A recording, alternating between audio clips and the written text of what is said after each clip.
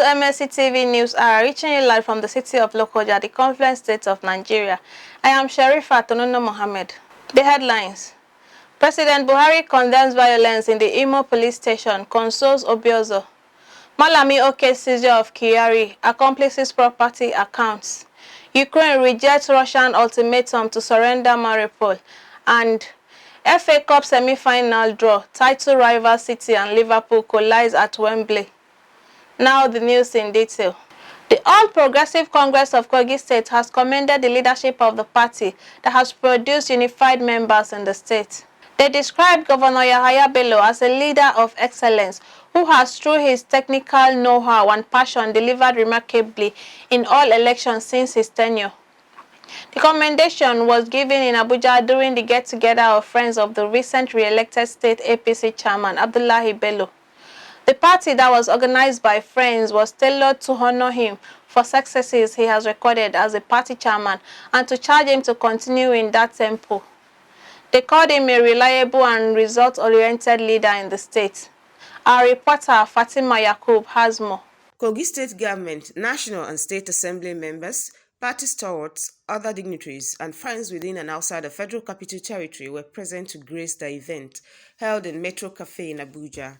In their testimonies, the senators representing Kogi Central and the West celebrated Abdullahi's re-election and charged him to do more to maintain the unity and love presently shared amongst the members. And in the next elections, they urged him to deliver victoriously, promised to support him in all ways.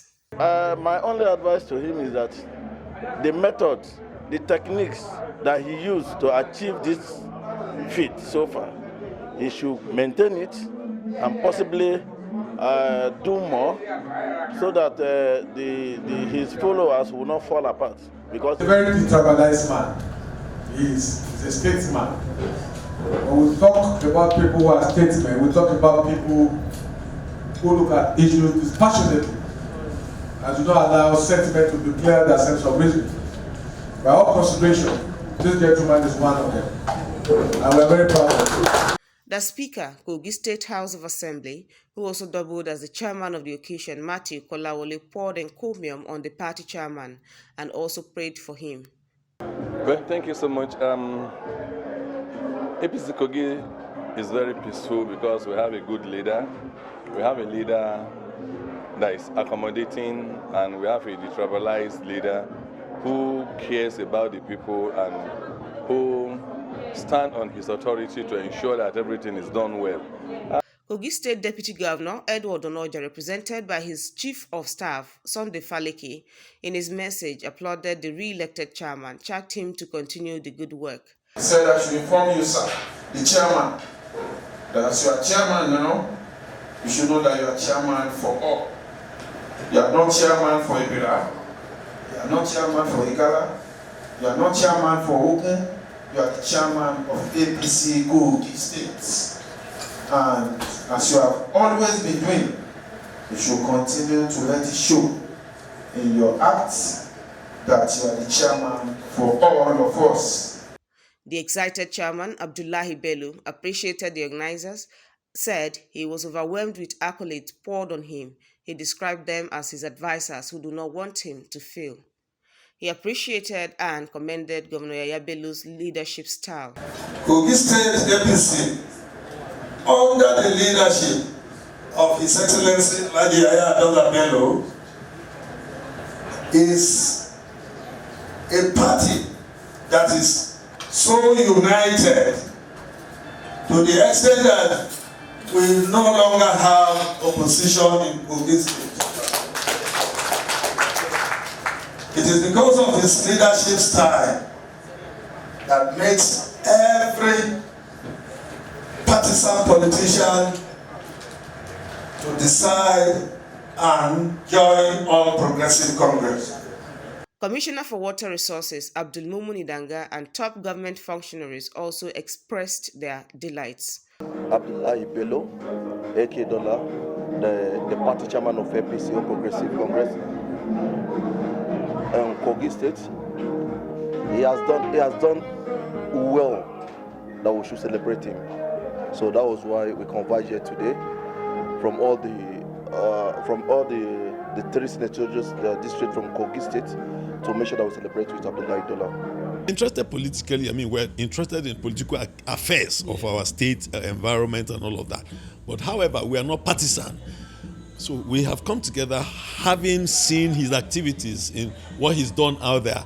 We decided, okay, let us give him some support so that no one should see us as if hosting people tonight was for any political reason. He's our friend. He's doing well politically. Was why we decided.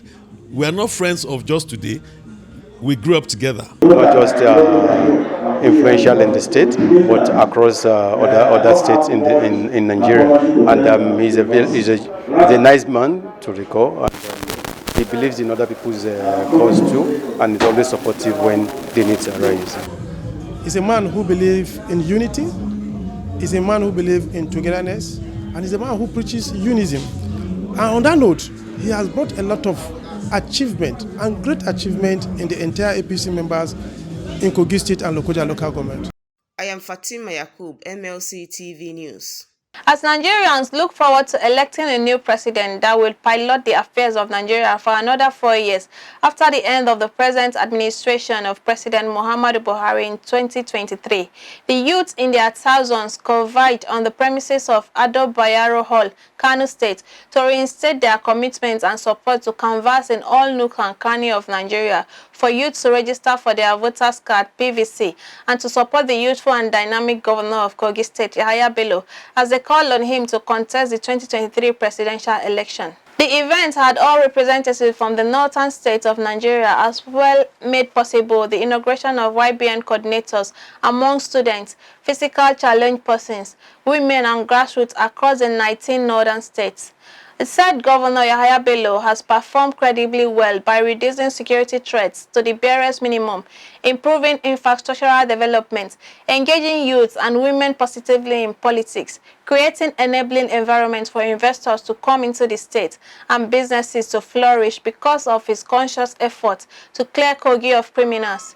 In his remark, the Chief of Staff to the Governor, Pharmacist Abdul Karim Muhammadu Jamiu Asuku, commended the YBN members across Nigeria and charged the newly inaugurated Northern coordinators to go around to preach the good news of revelation through obtaining their PVC that will give them the power to elect youthful president in the coming election. He said that it is the only ticket that youths can use to change Nigeria.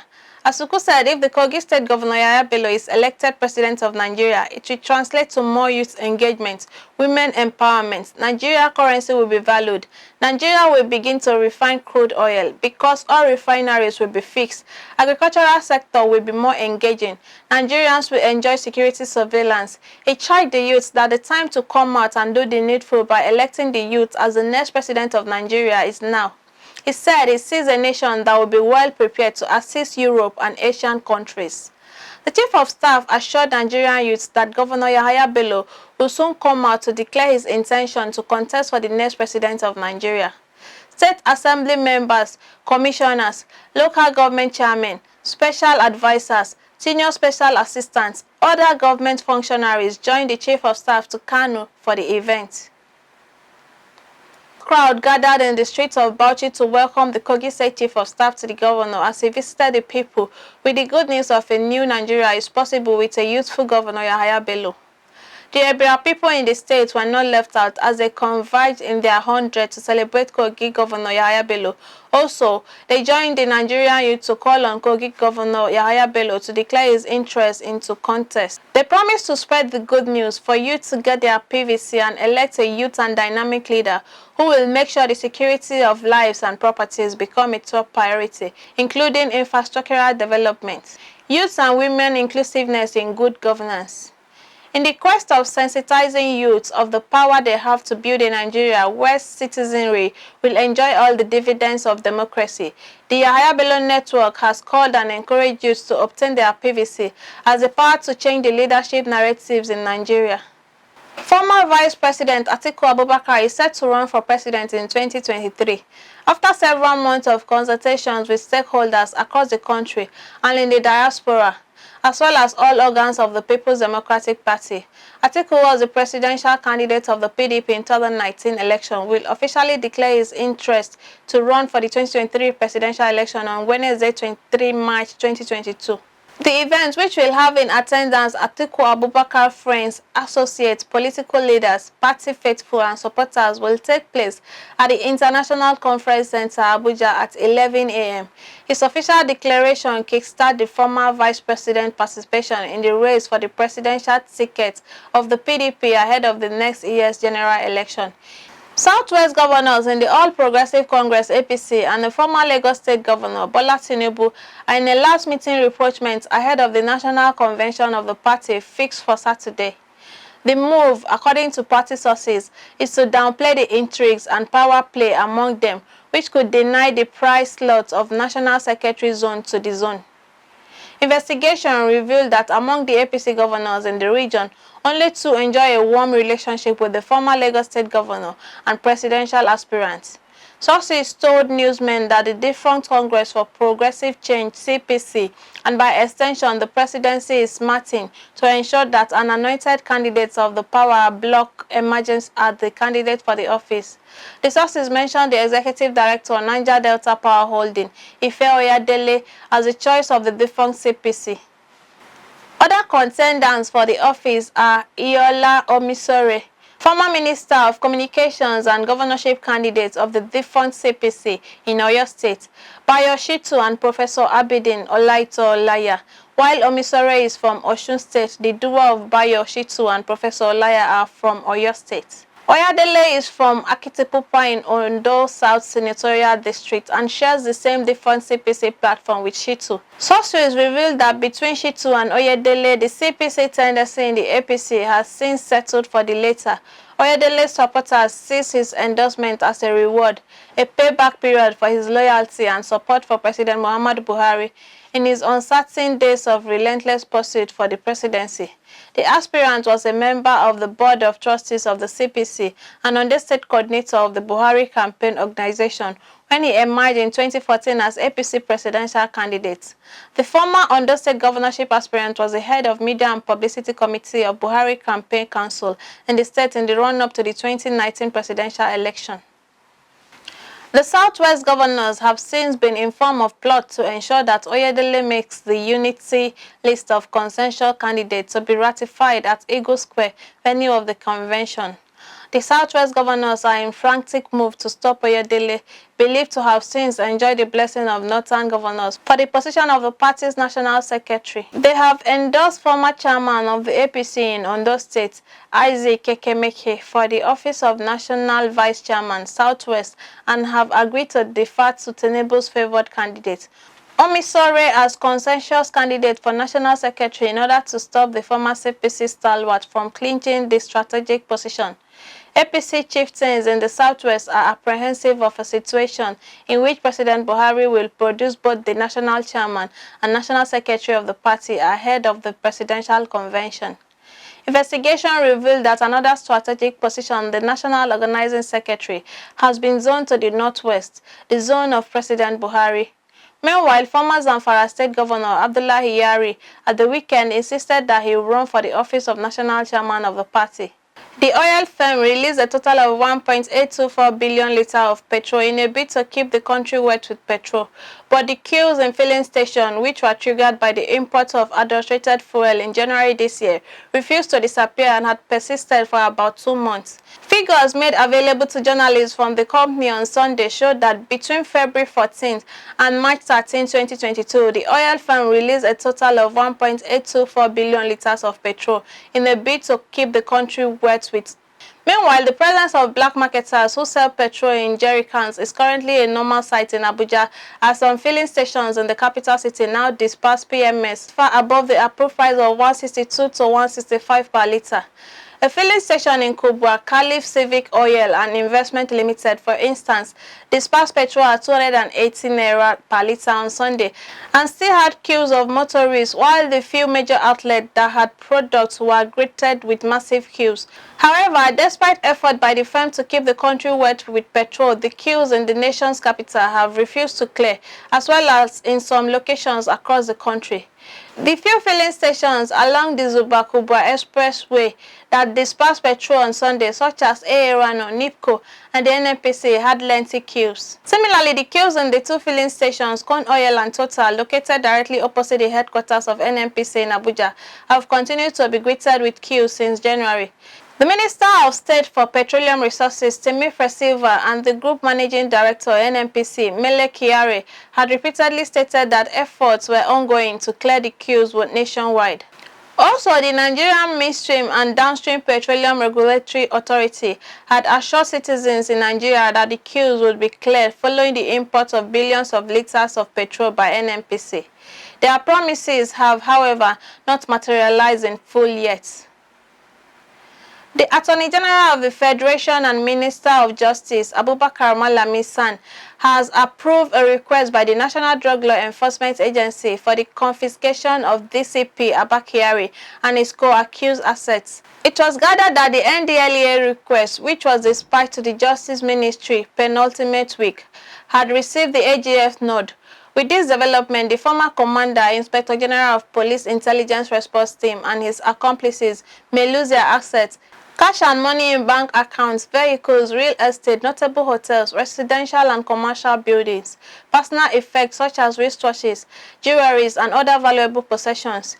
It was reported last week that about 4.2 billion naira was traced to KYARI and his co-accused ACP Sunday Uba's bank accounts. The NDLEA had on March 7th arraigned KYARI, Ubwa, and 4 members of the IRT, Sunday Ubia, Bawa James, Simon Agiriba, and John Nuhu, on 8 counts of conspiracy, obstruction, and dealing in cocaine and other related offences before the Federal High Court, Abuja. 2 other suspects arrested at the Akanu Ibiam International Airport in Enugu, Chibuana Patrick Umwebe and Emeka Aposom Ezuwane, were also listed as defendants in the suits. A senior Justice Ministry official said the AGF has endorsed the request by the NDLEA seeking approval for the confiscation of the assets of Abba Kyari, Ubu, and other police officers involved in drug dealing. The source further said that the seizure of the embattled DCP and his co-accused assets was to ensure that they did not benefit from the proceeds of crime. The NDL spokesman, Femi Babafemi, had confirmed that the accused person's bank account would be frozen, noting that this was standard practice. KYARI, who is wanted in the United States for alleged involvement in a $1.1 million scam carried out by a notorious internet scammer, Raymond Abbas, aka Hush Puppy, was suspended by the police last July. We'll go on a short break. We'll be right back. Every country has its peculiar system of government. In Nigeria, we practice democracy, and this is applicable in some countries across the globe, including the United States of America. What is democracy? It is the government of the people, by the people, and for the people. In the political arena, we are ready to x-ray how we play politics in Nigeria and other countries. The challenge of power shift syndrome, how it has impacted or affected the people. How can we make it better for all? Join Fatima Yakub on Mlc TV online every Saturday by 9 p.m. to discuss and examine all about the politics and the power that be. Mr. President, I was once there as an opposition senator. There was never a time that we called the president at that time, who was a PDP president, an insult, because this is our institution, and if we don't conduct ourselves with dignity and respect, nobody will respect us. The heads of security in Nigeria made several different explanations for killings of our citizens. The Constitution of the Federal Republic of Nigeria 1999 as amended, I hereby forward for the confirmation by the Senate the appointment of the underlisted nominees as National Commissioners and Resident Electoral Commissioner for the Independent National Electoral Commission, INEC. To watch us, subscribe to our YouTube channel, Mlc TV. Like our Facebook page, MLC TV, and follow us on our Instagram, MLC TV 2021. We are here to inform, educate, and to criticize constructively. Don't miss it.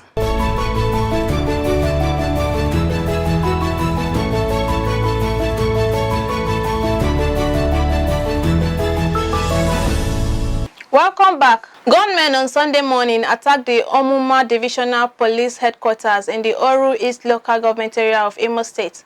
Omuma is the hometown of the governor of the state, Hope Uzodinma. The attack came just 24 hours after yet to identify gunmen attacked Umuguma Divisional Police Headquarters situated in the Owerri West local government area of the state, killing 2 policemen on duty, burning vehicles and freeing suspects in the cells. Same night, gunmen also attacked the country home of the President General of Ohaneze Ndibo, Professor George OBIOZOR, at the Awo-Omoma in the Oru East local government area. Confirming the latest attack, the police spokesperson for the command, Michael Obatam, said 4 of the attackers were killed as policemen and the operatives of the Department of State Services engaged the gunmen in a gun battle. Obatam, a chief superintendent of the police, said on March 20, 2022, at about 0300 hours, hoodlums suspected to be members of the prescribed indigenous people of Biafra Eastern Security Network terrorist group came in large numbers with various calibers of improvised explosive devices to Omuma police station, shooting sporadically but were swiftly repelled by combat-ready Imo Police Command's tactical teams and operatives of the DSS who responded immediately. Meanwhile, the President Muhammadu Buhari on Sunday in Abuja described as deeply distressing the destruction in the Imo State of buildings and access of the police and the home of OBIOZOR. In a statement by his senior special assistant on media and publicity, Garba Shehu, the president called for calm in the southeast, while consoling those affected by the violence. The president, who condemned the violence in the area, urged everyone to maintain peace, adding that the law and order in the entire southeast is being reviewed. He also called on the people of Imo State in particular and the sub-region in general to maintain peace as the police and other agencies are working to ensure that normalcy is restored at the earliest. Buhari therefore extended sympathies to the police authority over the loss of men and materials, and to OBIOZOR, who he urged to maintain his commitment to the peace and oneness of the Federation against these odds. A 52-year-old father of 4 children, Okeke Adolphus Anoyochukwu, has been arrested with black liquid cocaine at the Nnamdi Azikiwe International Airport, Abuja, by operative of the National Drug Law Enforcement Agency, NDLEA. Okeke was arrested with 20.75 kilograms of the black liquid cocaine on Tuesday last week upon his arrival at the Abuja airport on board Qatar Airways flight from Sao Paulo, Brazil through Doha, Qatar to Abuja. The liquid was discovered upon search of his 2 luggages stuffed with 6 smaller bags containing 32 makeup mascara, which tested positive to cocaine.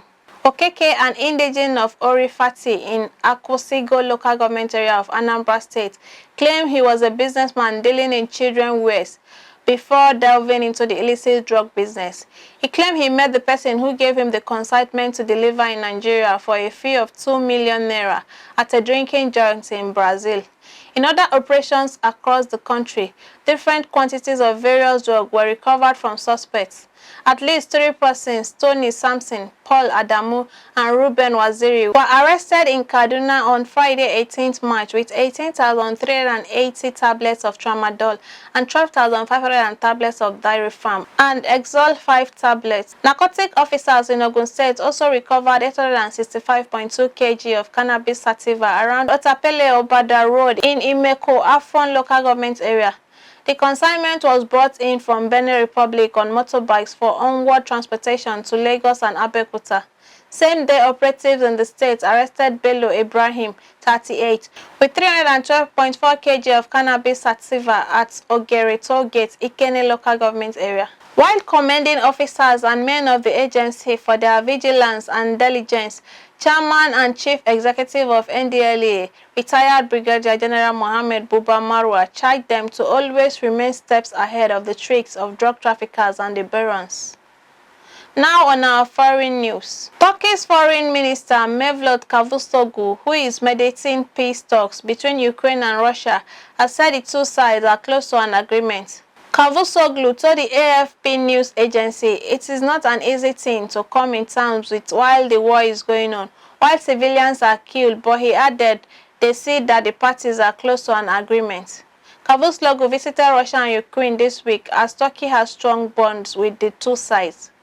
He added that Turkey was in contact with the negotiating team but refused to speak about the details of the talk as Turkey plays an honest mediator and facilitator role. The two sides are negotiating on 6 key points: Ukraine's neutrality, disarmament and security guarantees, the so-called denazification of Ukraine, the removal of obstacles on the use of the Russian language in Ukraine, the status of the breakaway Donbas region, the status of Crimea annexed by Russia in 2014. Ukraine's President Volodymyr Zelensky said in a video on Saturday, "This is the time to meet, to talk, time for renewing territorial integrity and fairness for Ukraine."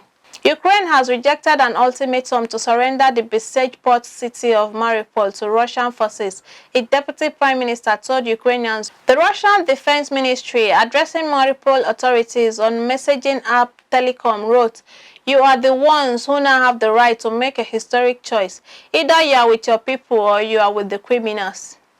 Mariupol, a strategic, mostly Russian-speaking port in the southeast, has been one of the main targets of Moscow's attack. The city has been hammered by Russian shelling for days, has seen a near-total communication blackout, and is cut off from food, water and other supplies. The Russian Defense Ministry had said it would open humanitarian corridors to allow residents to leave by 10 a.m.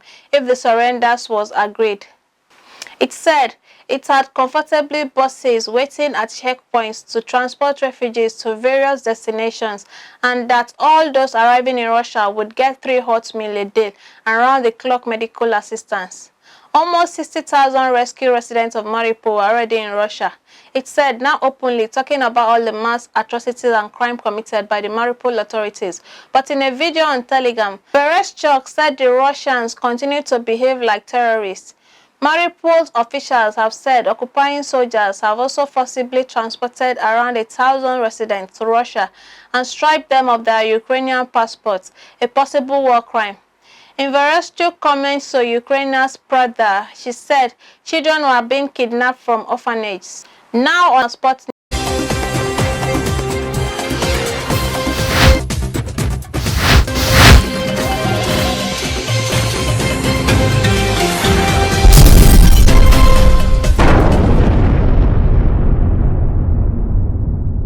Premier League title rivals Manchester City and Liverpool will collide in the FA Cup semi-finals, while in the other ties it's an all-London affair as Chelsea face Crystal Palace at Wembley. City booked their place in the Final Four by winning 4-1 at Southampton on Sunday, while the Reds with a late goal edged a close encounter with Nottingham Forest 1-0. Chelsea booked their place in the last four of the competition with an emphatic 2-0 win over Middlesbrough on Saturday evening. Their 6th successive win and 4th since sanctions were imposed upon owner Roman Abramovich. Romelu Lukaku and Hakim Ziyech were on target as the European champions continued to block out the noise surrounding the club's future. Crystal Palace sent the Selhurst Park faithful home happy with an impressive 4-0 victory over Frank Lampard's Everton on Sunday. Goals from Mark Guehi, Jean-Philippe Mateta, Winfred Zaha and Will Hughes ensured the Eagles' place at Wembley. The two sides have already faced off twice in the Premier League this season, with the Blues coming out on top both times. The Eagles manager Patrick Vieira said, "Going to Wembley is fantastic. You can hear the atmosphere in the stadium." The ties is to be played on April 16th and 17th. Elizabeth Johnson, a Nigerian footballer who plays as a goalkeeper for Sunshine Queens FC of Akure, has died. A statement by its media officer, Femi Atolabe, described the incident as shocking, as the deceased had trained with the rest of the squad on Saturday at the Ondo State Sports Complex, Akure. In his statement, he said, "It is heartbreaking Sunshine Queens lost one of its goalkeeper, Elizabeth Johnson, moments ago. She was hale and healthy and trained with the teams on Saturday at the Ondo State Sports Complex, Akure. She complained on Sunday morning of feeling feverish and dizzy and was taken to the hospital when she gave up the ghost." The statement said players, officials and management are still in shock. Elizabeth sat out the 1-3 home loss to Delta Queens on March Day 11 on Wednesday. The deceased was a former goalkeeper of Super Falcons and Bayelsa Queens.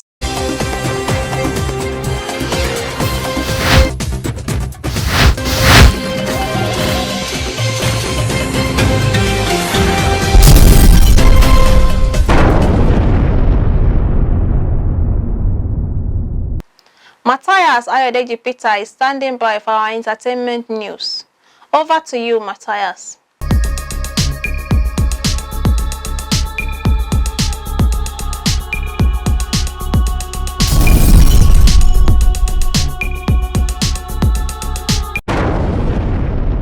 On our foreign entertainment news, American rapper DeAndre Cortez Way, popularly known as Soulja Boy, is expecting his first child with his girlfriend Jackie. The music star took to his Instagram page on Sunday, where he shared a video from the gender reveal party. "It's a boy," he captioned the video. In the video, the rapper, dressed in a blue jacket and blue trainers to match, stood next to a person in a baby boy blow-up costume. He then slammed the ball on the grass, which released blue powder into the air. Blue confetti was also popped. Friends and fans of the rapper took to the comment section of the post, where they congratulated him on the big news. Soulja Boy's girlfriend is reportedly based in Los Angeles. Soulja Boy is an American rapper and record producer. In September 2007, his debut single, Crack That Soulja Boy, peaked at #1 on the US Billboard Hot 100. The single was initially self-published to the internet and later became a #1 hit in the United States for 7 non-consecutive weeks, starting in September 2007. On August 17, Way was listed at number 18 on the Forbes list of hip-hop cash kings of 2010 for earning $7 million that year. And that is all on entertainment news today. My name is Matthias Ayodeji Peter, reporting for Mlc TV.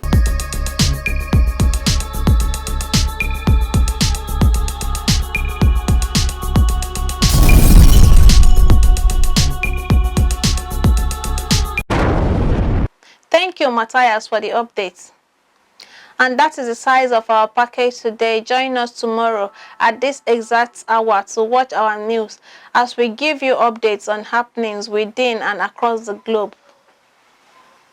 Don't forget to subscribe to our YouTube channel, Mlc TV. Like and follow our Facebook page, Mlc TV, Instagram, Mlc TV 2021, Twitter at Mlc TV1.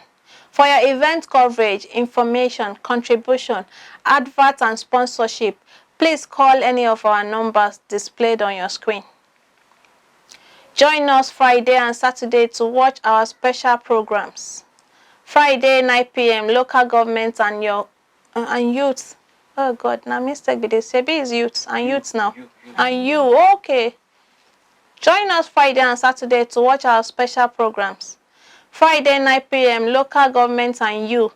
Saturday 7 p.m. family affairs and Saturday 9 p.m. political arena. It's Mlc TV reaching you everywhere, informing everyone. I am Sherifat Mohammed. Please continue to be your brother's keeper to build a united and peaceful society together.